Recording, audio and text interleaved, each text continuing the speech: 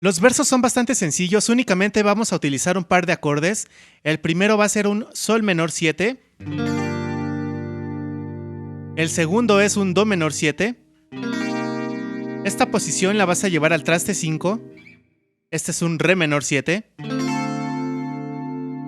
Y estos tres acordes los vas a repetir 2 veces. Terminas con el primer acorde, el sol menor 7. Y te vas a ir a un mi bemol séptima mayor. Y aquí comienzan los coros.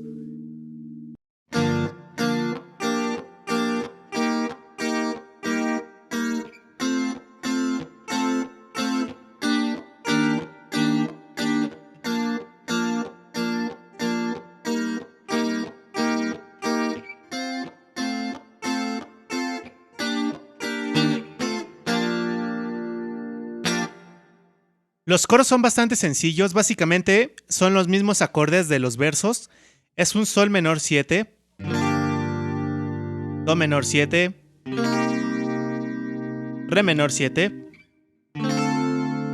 y el mi bemol que ya habíamos visto. Los ataques son igual que en los versos y no creo que tengas ningún problema. Hay una parte en la que vas a hacer únicamente énfasis en este acorde, el re menor, y vas a caer al sol menor 7. Y comienzas nuevamente toda la estructura. El puente es bastante sencillo, son los mismos acordes que en los versos, sin embargo hay un ligero detalle que tienes que considerar. La duración de 2 acordes es la mitad. En los coros hicimos 4 ataques. Para el primer acorde, en el puente lo vamos a respetar.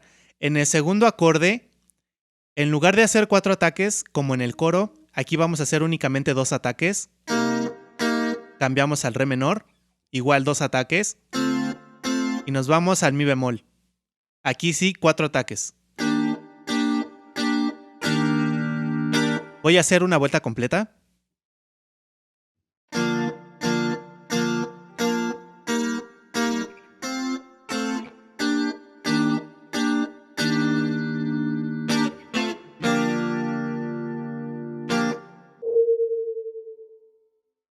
Para finalizar la canción vas a tocar el re menor. Te vas a ir al sol menor. Estos son los primeros 2 acordes. En la siguiente parte te vas a ir al do menor, re menor, sol menor. Y para finalizar vas a irte al mi bemol, re menor, do menor y el primer acorde con el que empezamos la canción.